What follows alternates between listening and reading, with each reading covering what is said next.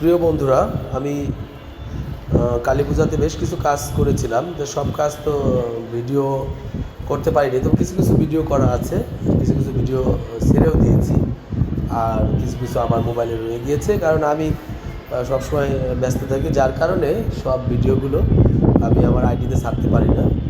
যাক, আমার ছবিগুলো আমি সুযোগ সুবিধা মতো একটু লেট হলেও আস্তে আস্তে ছেড়ে দিই।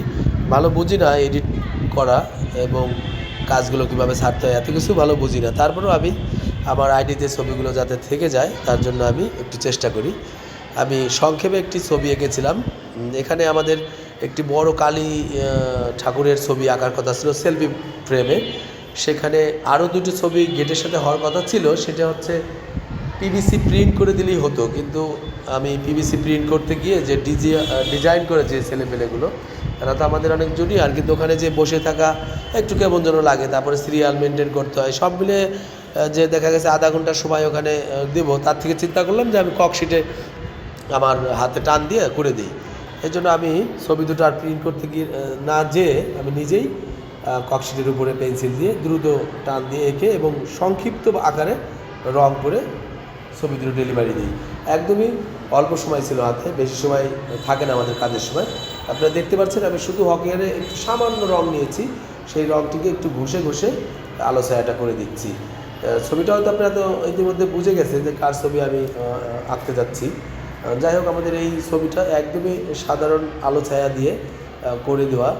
এটা হচ্ছে একটা পূজা মন্দিরে যাবে, তো এতটা ডিটেলিং করার কিছুই নেই, কারণ এটা একদমই ওয়ান টাইম ছবি, একদম অল্প সময়ের জন্য থাকবে। 2 দিন পরে এই ছবির আর খবরই থাকবে না, সেখানে এত পরিশ্রম করার কোনো কারণ নেই। যার জন্য আমি হকিয়ারে মুছে রংটা শুধু ঘষে দিয়েছি। এইভাবে একটা নতুন ড্রাই শেড আমরা দিয়ে ছবি এঁকে থাকি মাঝে মাঝে সংক্ষিপ্ত আকারে, কারণ আমাদের কাছে যখন ছবি আঁকার কাজ আসে এবং যে কোনো কাজে আসে, সব কাজগুলোই একদমই কম সময় নিয়ে আসে মানুষ, এখনই লাগবে, ছবিটা দিয়েই বলে এখনই লাগবে, কিন্তু সেই ক্ষেত্রে আমাদের কাছে মানে বিকল্প পথ ছাড়া আর কোনো উপায় নেই। ছবিগুলোকে যত্ন করে আঁকার মধ্যে সময় নেই, যত ফাস্ট করা যেতে পারে আমরা সেই চেষ্টাই করি। আমাদের কাছে আরও কিছু ছবি আছে, সেগুলো আমরা সময় পাচ্ছি না, একটু দেখে শুনে তারপরে ছেড়ে দিতে হবে, কারণ ছবিগুলো কী অবস্থায় আছে একটু দেখতে হবে, তারপরে ছাড়তে হবে।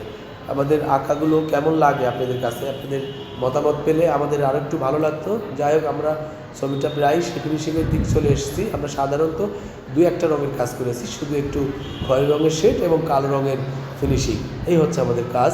এভাবে আমাদের একটি মানুষের আকৃতি আমরা এঁকে থাকি। এখানে একটি ছবি এঁকেছি, এই ছবিটি হচ্ছে শুধুমাত্র সাদা কালো, এবং সাদাটা অবশ্য আমার ককশিটের হোয়াইট, যে বোর্ডের যে হোয়াইট, ওই হোয়াইট সাদা দিয়েই কাজ করেছি। আর শুধু কালো রং, সাথে আছে মিক্সড খয়েরি রং, সেখানে একটু লাইট ক্রিম খয়েরি মিশিয়ে কাজটি করা। এখানে অনেক বেশি রঙের কাজ নেই, শুধু 1-2 রং দিয়ে কাজটা শেষ করেছি। দেখতে পাচ্ছেন আমি একটু চিকন তুলি দিয়ে 2-1টা টান দিয়ে দিচ্ছি।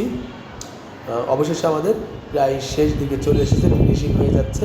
আমরা চোখের পাপড়ির যে ভাঁজগুলো সেগুলো 1-2 টান দিয়ে রেখে দিলাম, এবং ঠোঁটের ওখানেও 2-1টা টান দিয়ে রেখেছি। তার 2 ঠোঁটের ফাঁকে একটু দাঁতের আবার দেখা যাচ্ছে, সেখানেও আমরা হালকা একটু টান দিয়ে দাঁত তৈরি করে দেবো। আমরা এখন দেখতে পাচ্ছি চোখটা চিকন তুলির মাধ্যমে ফিনিশিং করে ফেলছি। আমাদের এইভাবেই ছবিটা শেষ হয়ে যাচ্ছে একদমই অল্প সময়ে। এরপরে আরও কিছু ছবি আছে, আমরা আস্তে আস্তে আপনাদের দেখার সুযোগ করে দেব। কেমন হয় ছবিগুলো একটু দয়া করে যদি বলবেন, খুবই ভালো লাগবে। আশা করি ভালো থাকবেন, আবার দেখা হবে কোনো একটা ভিডিওতে। ধন্যবাদ সকলকে।